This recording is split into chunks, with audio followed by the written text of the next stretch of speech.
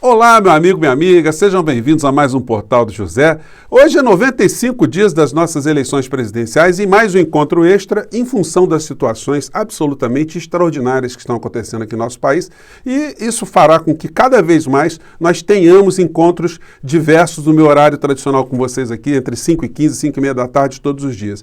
Mas o que é que está acontecendo? Bom, não dá para a gente abordar tudo o que aconteceu no dia de hoje num único encontro, então vou separar apenas alguns pequenos temas para esse nosso papo de agora e mais tarde eu voltarei com o restante das coisas que estão acontecendo aqui no Brasil. Antes de mais nada, se você está chegando agora no nosso portal e está nos conhecendo, se inscreva, conheça também os nossos outros vídeos, compartilhe, dê o seu joinha porque é muito importante e mande para cá seus comentários porque são sempre lidos e são sempre considerados. Gente, desde ontem está circulando de uma forma ainda de uma forma ainda tímida, uma acusação de assédio sexual e assédio moral cometidos pelo presidente da Caixa Econômica Federal, um homem de extrema confiança do clã Bolsonaro.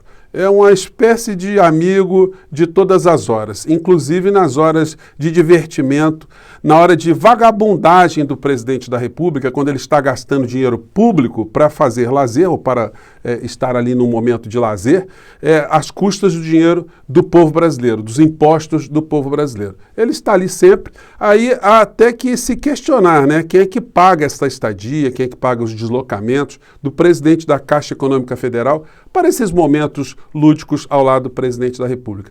Mas explodiu agora um escândalo de natureza sexual, porque esse personagem está sendo investigado pelo Ministério Público Federal por várias atitudes que são absolutamente incompatíveis com qualquer comportamento de qualquer ser humano numa sociedade civilizada. Só que nós entramos, desde que o governo Bolsonaro chegou ao poder, num momento de incivilização, num momento de retrocesso, de fazer vergonha à teoria da evolução de Darwin.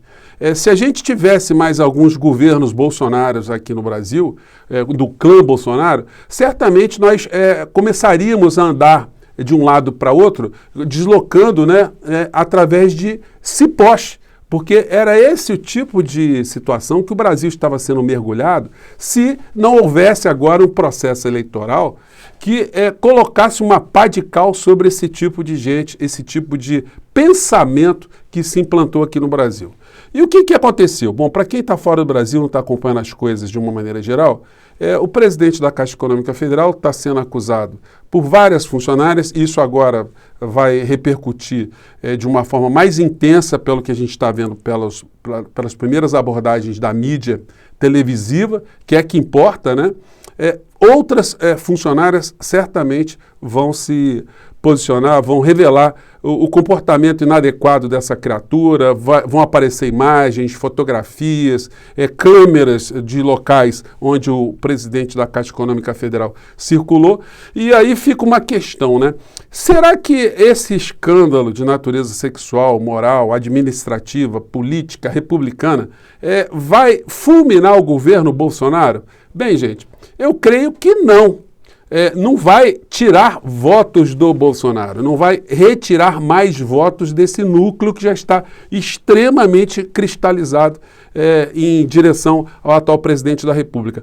Mas funciona como um grande muro de contenção para que outras pessoas que ainda estão indecisas, que ainda não estão ligadas no processo político, processo eleitoral aqui do Brasil, pensem em votar numa criatura que tem um governo repleto de figuras tão desclassificadas, tão desqualificadas. E o rol é muito grande, né? Só para citar um exemplo aqui, antes de entrarmos aqui no assédio sexual, né? Olha que notícia aqui, impressionante, né? Nós tivemos agora essa questão dos pastores vigaristas dentro do Ministério da Educação, que já tinham dado muitos elementos para serem processados pelo senhor Augusto Aras, mas o senhor Augusto Aras não faz absolutamente nada. Então agora está sendo criado uma CPI do MEC que vai brotar, vai colocar para fora muitas coisas que a população brasileira nem imagina. E amanhã eu já vou antecipar para vocês, vou fazer um portal de manhã cedo, 10 horas, 10h30 da manhã, apresentando uma série de imagens desses pastores vigaristas que você verá na CPI e que certamente você acabará vendo pelos grandes veículos de comunicação, porque eles não vão ter como contar essa história.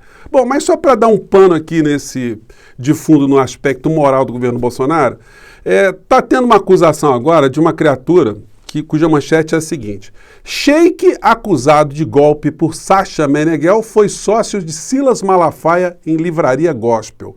Pastor disse que nunca fez indicação para que seus fiéis investissem em criptomoedas. Pois bem, o Malafaia parece que ele anda meio brigado com Deus, né? Porque Deus coloca no caminho dele figuras como essa aqui, que estou mostrando para vocês. Isso aqui merece um capítulo, né, à parte, né? O tipo de personagens que o bolsonarismo está fazendo eclodir aqui no Brasil. E o Silas Malafaia fez lá, introduziu essa criatura, o tal do Sheik, chamado Francis da Silva, que deu um golpe na filha da Xuxa, de R$1.200.000, e do seu marido, que eram frequentadores de uma igreja evangélica, e através desse espaço acabaram caindo nessa armadilha, né? Pois bem, isso é só para a gente dar um pano de fundo, para a gente entrar aqui na outra questão, né? Para a gente ver com quem o Brasil está lidando. Que tipo de personagens o Brasil está lidando? Quem é o mentor intelectual, espiritual, político do presidente da República, o Silas Malafaia? Provavelmente agora ele vai colocar a culpa no demônio, né? A culpa tem nada a ver com ele.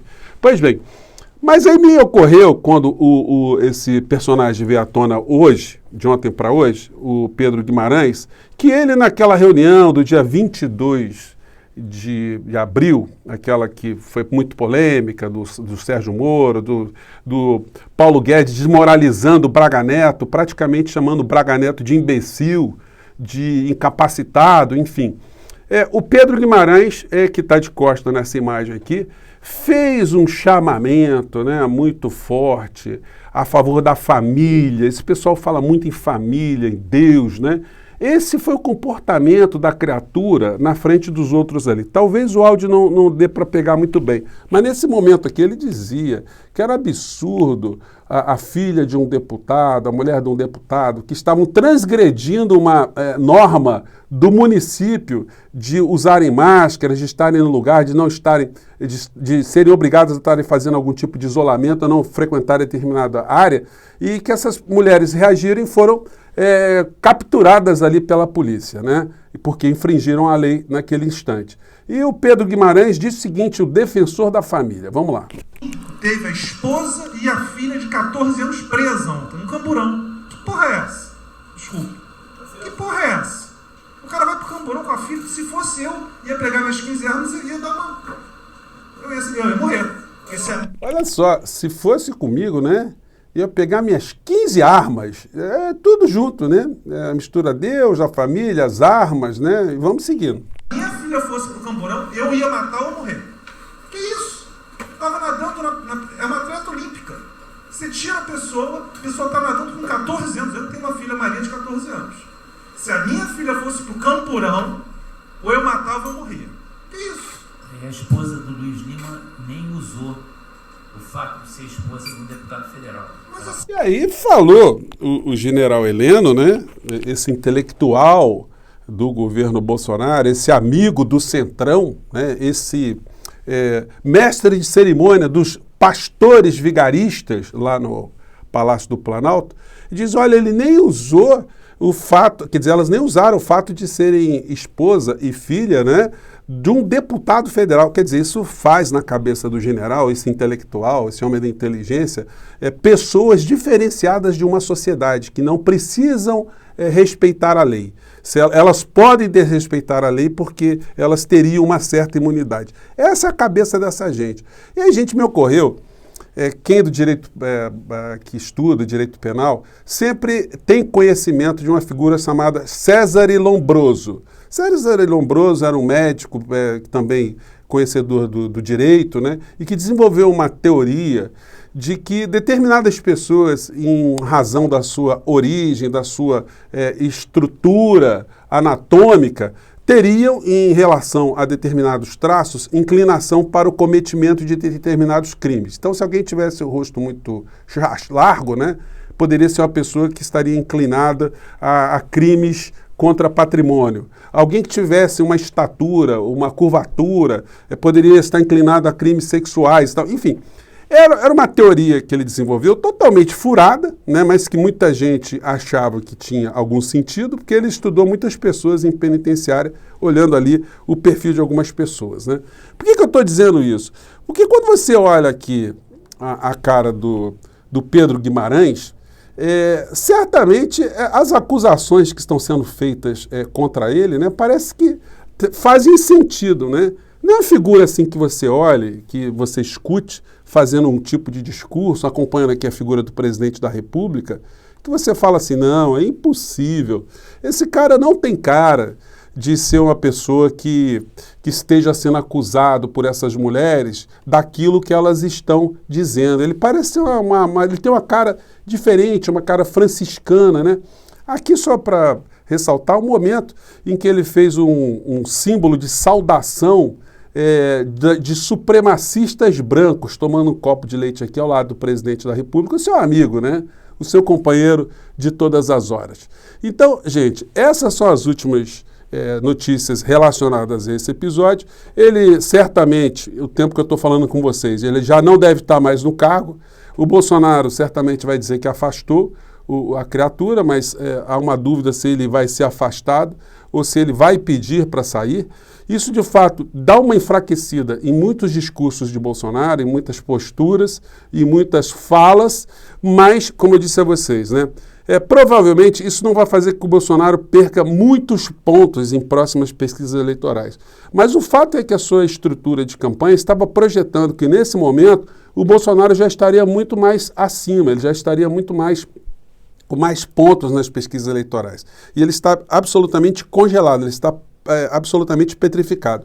A nossa função permanente aqui em canais como o nosso é cada vez mais estar alertando as pessoas que estão ainda observando o processo político aqui no Brasil, quem é a figura, quem é esse governo, quem são esses personagens. Porque se a gente fizer isso, a gente coloca pelo menos a grande maioria do povo brasileiro em outro tipo de perspectiva, outro tipo de curiosidade política. E em quem é que está fazendo algum tipo de proposta que seja, de fato, modificadora da situação do nosso país e quem, de fato, está colaborando para que o Brasil siga nesse caminho aqui da volta da nossa nação aos tempos do homem de Neandertal. Então, essas são as questões, gente. Vamos acompanhar aí. Espero estar errado, espero que esse episódio cause grande prejuízo, mas outros meteoros estão vindo aí, a gente vai conversar sobre eles no nosso encontro daqui a pouco, tá bom? Um grande abraço, até mais tarde. Tchau.